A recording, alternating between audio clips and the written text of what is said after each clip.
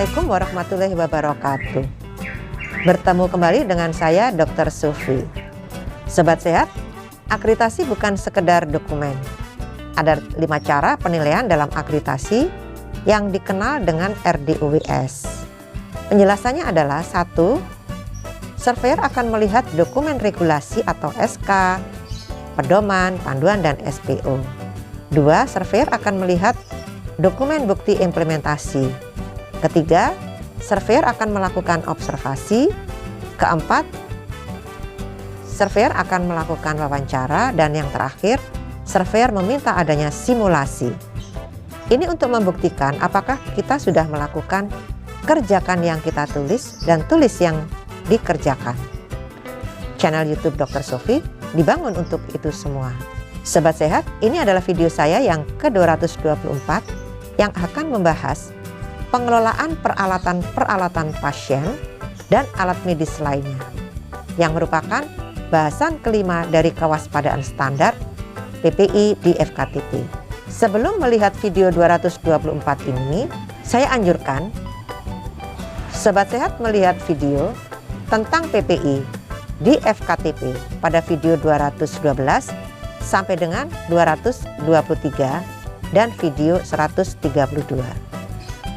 Di video 224 ini kita akan membahas pengelolaan peralatan perawatan pasien dan alat medis lainnya. Seperti telah dibahas pada video 216 tentang ruang lingkup PPI di FKTP, pengelolaan peralatan perawatan pasien dan alat medis lainnya merupakan pembahasan kelima dari kewaspadaan standar yang merupakan lapis pertama dari kewaspadaan isolasi. Yuk kita bahas. Pengelolaan peralatan perawatan pasien dan alat medis lain. Apa itu? Pengelolaan peralatan perawatan pasien dan alat medis lainnya adalah proses pengelolaan, dekontaminasi, dan pengemasan berdasarkan kategori kritikal, semi-kritikal, dan non-kritikal. Apa tujuannya? Tujuan dari pengelolaan peralatan pasien dan alat medis lainnya adalah untuk mencegah peralatan cepat rusak, menjaga tetap dalam keadaan terdekontaminasi sesuai kategorinya, menetapkan produk akhir yang sudah steril dan aman, serta tersedianya peralatan perawatan pasien dan alat medis lainnya dalam kondisi bersih dan steril saat dibutuhkan. Berdasarkan penggunaan dan risiko infeksinya, menurut Dr. Urs Paulding, peralatan kesehatan dibagi menjadi 3 jenis, meliputi pertama, peralatan kritikal, 2, peralatan semi-kritikal, dan 3, peralatan non-kritikal. Kita bahas satu persatu yuk. Pertama, peralatan kritikal adalah alat-alat yang masuk ke dalam pembuluh darah atau jaringan lunak. Semua peralatan kritikal wajib dilakukan sterilisasi yang menggunakan panas. Contoh, semua instrumen bedah, periodontal scalpel, dan lain-lain. Kedua, peralatan semi-kritikal adalah alat-alat yang kontak dengan membran mukosa saat dipergunakan. Semua peralatan semi-kritikal wajib dilakukan minimal disinfeksi tingkat tinggi atau DTT, atau apabila terdapat alat yang tahan terhadap panas, maka dilakukan sterilisasi menggunakan panas. Contoh, ambu bag, ETT, handpiece, spekulum. Ketiga, peralatan non-kritikal adalah peralatan yang saat digunakan hanya menyentuh permukaan kulit saja atau kulit utuh. Contoh, tensimeter, stetoskop, dan lain-lain. Adapun tahapan pengelolaan peralatan perawatan pasien dan alat medis lainnya ada 9 hal, meliputi 1. Menggunakan APD. 2. proses pre-cleaning. 3. Pembersihan atau pencucian. 4. Proses pengemasan. 5. Prosedur sterilisasi pada peralatan kritikal. 6. Proses disinfeksi peralatan semi-kritikal. 7. Peralatan non-kritikal. 8. Penyimpanan instrumen atau peralatan steril. 9. Hal yang perlu diperhatikan. Pre-cleaning dimulai pada tahap awal pembersihan dengan penyemprotan atau flushing menggunakan air mengalir atau direndam dengan larutan deterjen. Dilanjutkan pembersihan atau cleaning dan pengeringan. Berikut ini gambar alur dekontaminasi peralatan perawatan pasien dan alat medis lainnya yang ada di FKTP. Kita lihat gambar 20 di video alur dekontaminasi peralatan perawatan pasien yang diambil dari Permenkes RI nomor 27 tahun 2017 tentang pedoman PPI di Fasiankes. Kita juga lihat pada gambar 20 di video alur dekontaminasi peralatan-peralatan pasien dan alat medis lainnya yang diambil dari pedoman teknis PPI di FKTP Kemenkes RI tahun 2020.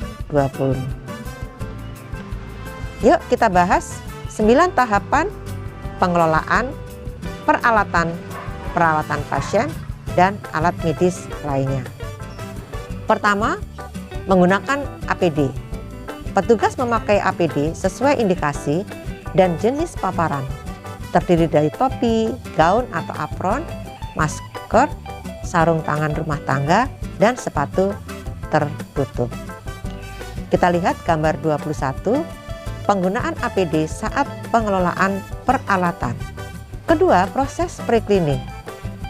Semua peralatan atau alat medis yang telah digunakan pertama kali dilakukan pembersihan awal atau pre-cleaning dengan merendam seluruh permukaan peralatan kesehatan menggunakan enzimatik 0,8% atau deterjen atau glutaraldehid 2% atau sesuai instruksi pabrikan selama 10-15 menit untuk menghilangkan noda darah cairan tubuh. Ketiga, pembersihan atau pencucian. Proses yang secara fisik membuang semua kotoran, darah, atau cairan tubuh lainnya dari permukaan benda mati ataupun membuang sejumlah mikroorganisme untuk mengurangi risiko bagi mereka yang menyentuh kulit atau menangani objek tersebut. Proses ini terdiri dari mencuci sepenuhnya dengan sabun atau deterjen dan air atau menggunakan enzim, kemudian membilas dengan air bersih dan dikeringkan. Pembersihan dapat dilakukan sebagai berikut. Pertama, pembersihan manual dengan menggunakan sikat atau sesuai kebutuhan, atau yang disarankan oleh produsen alat, lalu bilas dengan air mengalir dengan suhu 40 derajat Celcius sampai 50 derajat Celcius. Lebih disarankan menggunakan air deionisasi atau air sulingan. Selanjutnya dicuci, dibilas dengan air mengalir, kemudian tiriskan atau keringan untuk proses selanjutnya. Kedua, pembersihan mekanik dengan menggunakan mesin cuci khusus untuk meningkatkan produktivitas, lebih bersih dan lebih aman untuk petugas. Pembersih ultrasonik melepas semua kotoran dari seluruh permukaan alat atau instrumen. Alat pembersih tersebut juga perlu dilakukan pembersihan secara rutin. Keempat, proses pengemasan.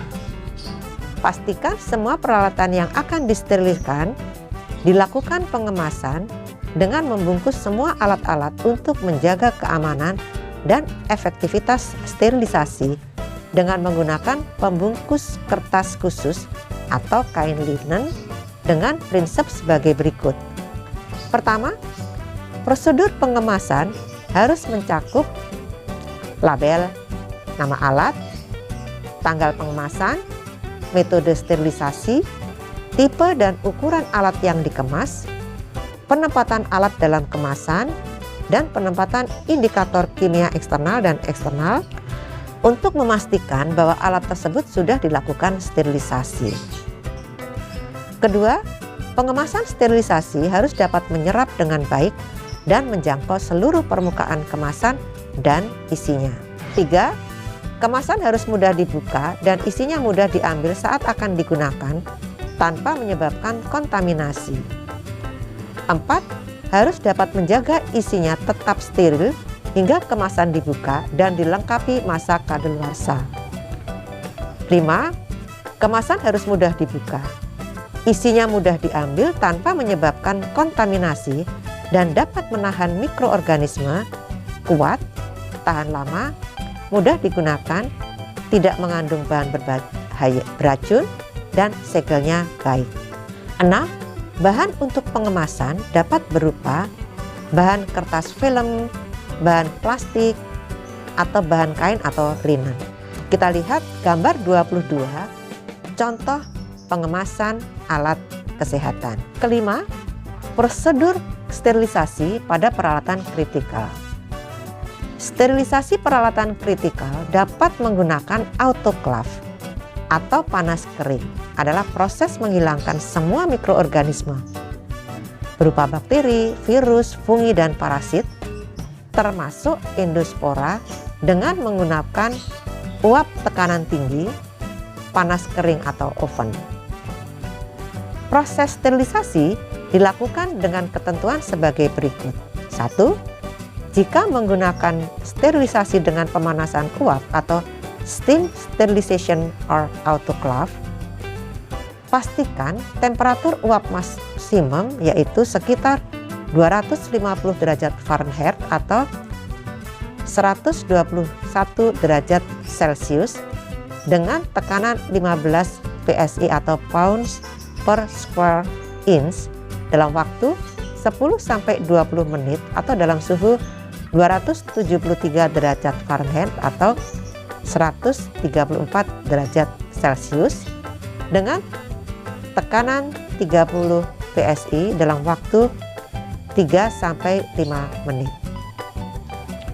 Proses sterilisasi dengan autoklaf membutuhkan waktu 30 menit, dihitung sejak suhu mencapai 121 derajat Celcius. Semua instrumen dengan engsel dan kunci harus tetap terbuka dan tidak terkunci selama proses sterilisasi dengan autoklaf. Tulis tanggal sterilisasi dan kadaluarsa pada kemasan setelah dilakukan sterilisasi. Kita lihat gambar 23, contoh sterilisasi uap bertekanan tinggi. Gambar 24, kita lihat di video contoh sterilisator uap. 2. Jika menggunakan proses sterilisasi panas kering atau dry heat sterilization, maka pastikan semua instrumen kritikal sudah dibersihkan awal atau pre-cleaning sebelum dilakukan proses sterilisasi. Penggunaan sterilisasi pemanasan kering pada temperatur 340 derajat Fahrenheit atau 170 derajat Celcius dalam waktu 1 jam atau temperatur 320 derajat Fahrenheit atau 160 derajat Celcius dalam waktu 2 jam. Kita lihat di video gambar 25, contoh sterilisator panas kering. Keenam, proses desinfeksi peralatan semi kritikal. Desinfeksi peralatan semi kritikal dilakukan melalui proses DTT. Proses menghilangkan semua mikroorganisme kecuali beberapa endospora bakterial dihilangkan dengan merebus dan menguapkan atau memakai desinfeksi kimiawi. Desinfeksi dilakukan setelah proses pre-cleaning dengan cara pembersihan sebagai berikut. Pertama, proses DTT dengan perendaman dilakukan menggunakan cairan disinfektan, yaitu natrium hipoklorit 5,25% yang ada di pasaran atau glutaraldehid 2% atau peroksid hidrogen 6% selama 15-20 menit. Pastikan seluruh permukaan peralatan terendam dalam cairan tersebut.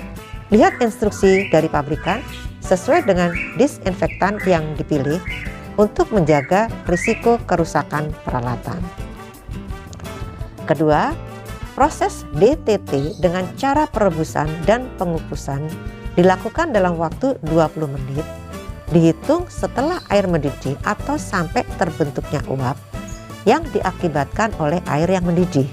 Tidak diperkenankan menambah air atau apapun apabila proses perebusan atau pengukusan belum selesai. Catatan, uap air panas pada 100 derajat Celcius akan membunuh semua bakteri, virus, parasit, dan jamur dalam 20 menit. Sobat Sehat, kita lihat berikutnya gambar 26, peralatan disinfeksi tingkat tinggi atau DTT. Ketujuh, peralatan non-kritikal. Peralatan non-kritikal adalah pengelolaan peralatan atau bahan dan praktik yang berhubungan dengan kulit utuh yang merupakan risiko terendah. Proses pencucian, disinfeksi, dan pembersihan pada peralatan non-kritikal dengan cara sebagai berikut. Pertama, pencucian dilakukan dengan deterjen air mengalir, kemudian keringkan dengan cara digantung, misalnya manset, tensimeter, dan lain-lain. Kedua, disinfeksi dilakukan dengan alkohol swab 70%, misalnya stetoskop, termometer, dan lain-lain.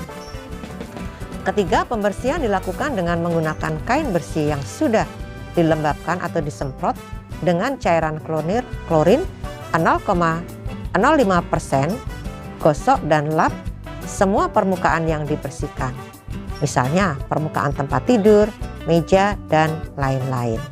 Kita lihat tabel 10 jenis peralatan dan prosedur pengelolaannya. Ada keterangan nomor prosedur pengelolaan adalah pertama, preklinik, kedua, pembersihan, ketiga, pengemasan, keempat, sterilisator, dan yang kelima, DTT, serta keenam, DTR. DT adalah disinfeksi tingkat tinggi, DTR adalah disinfeksi tingkat rendah. Berikutnya kedelapan, penyimpanan instrumen atau peralatan steril. Penyimpanan instrumen atau peralatan steril dengan benar sangat penting untuk menjaga tetap steril.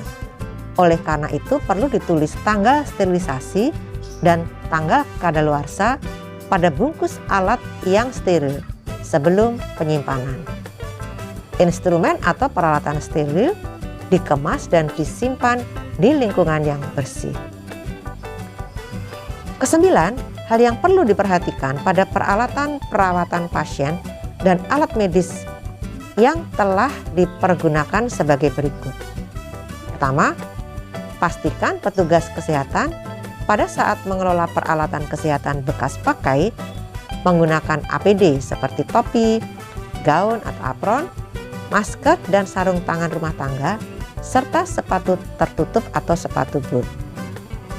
Kedua, faktor-faktor yang mempengaruhi proses cleaning antara lain bahan kimia, baik jenis deterjen yang dipergunakan, waktu dan suhu perendaman, serta air yang digunakan.